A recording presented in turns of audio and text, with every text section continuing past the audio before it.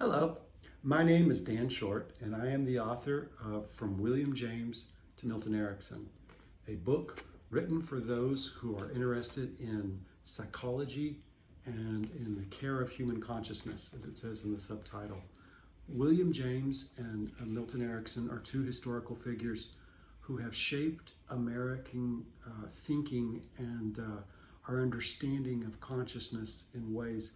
that have previously gone unrecognized. And my great discovery after studying Milton Erickson for many years and being the chief archivist at the Milton H. Erickson Foundation, after having listened to over 1,000 hours of Milton Erickson teaching and talking about how to do therapy with complex cases and how to do hypnotherapy in a new and innovative style, I came across a book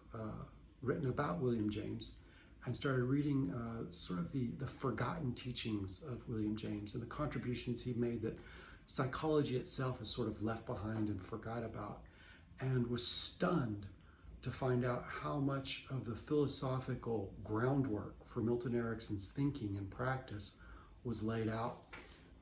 in the work by William James. So where with Milton Erickson, you had a clinical genius whose interactions with people were so poetic and elegant. It was hard to put to words what he was doing, and Erickson himself struggled to develop really a theory or a roadmap that explained his thinking and how he came to decide to do one thing or another, to not say something or to say something. He simply offered this idea of utilization.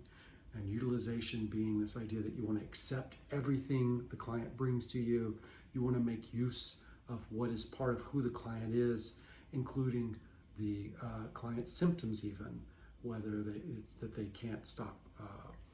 criticizing themselves, or they can't, they struggle to control their drinking or their eating, whatever the behavior. Erickson would find some ingenious way to put it to use. As an example, a person who couldn't control the movements of his arms and was in a schizophrenic state had sandpaper fashioned to his hands, and he was brought to a wood shop where he was put to work sanding furniture pieces. And eventually, through time, individuals like this, another individual with schizophrenic tendencies who believed he was Jesus Christ, was put to work by Erickson building bookshelves for the betterment of mankind, or helping level out the tennis courts and things like that. And what would happen as a result of utilization is people would start becoming involved in their consciousness, would re-engage in the task of living a goal-oriented life in a productive and happy way. And much to my surprise and shock, I found William James describing the importance of this way back at the turn of the century, especially in a book he wrote as for teachers, but he was talking about the importance for human consciousness of constant growth and of learning, and explaining the very best way to teach is to find what are the native tendencies, as he called it, the things the person does automatically, instinctually, or just part of that personality makeup, and take those native tendencies and use them towards some meaningful end. And William James went on to say even the problematic behaviors, and sometimes the problematic behaviors are actually the most valuable to engage for teaching. So here we had a description of Erickson's theory of utilization, stated many years before Erickson ever went to school or medical school, or before he started practicing. We have Erickson really starting to practice in about the 1930s and 40s, and then developing his own full theory by the 1960s. And then, of course, we have William James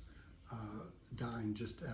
shortly after the turn of the century, and doing a lot of his intellectual work in the last quarter of the previous century, coming up with concepts that, over 100 years later are still new and important ideas, as hard as that is to believe. But things we're exploring now, such as neuroplasticity, were first thought of and described by William James as the way in which the brain and the central nervous system must work, that the body must, the central nervous system in particular, must be able to physically change itself in response to the external environment. And William James called that plasticity. And then later, as the idea was researched and further developed, it became known as neuroplasticity. So in this book, there are dozens and dozens of little gems, things that we think of as, such as the humanistic movement, we think of as being something that came about in the 60s. We have William James describing it and describing the importance of this in caring for individuals, the importance of having a pluralistic society that really celebrates the individuality of each human being. Of course, that then leads to the other thing that Erickson is most well known for as a therapist, as individualizing therapy. And so it's a treasure of ideas, and I really hope you enjoy reading this book. Anyone who is a student of psychology, a therapist, a professor of psychology, or an armchair psychologist who just simply appreciates the history of psychology.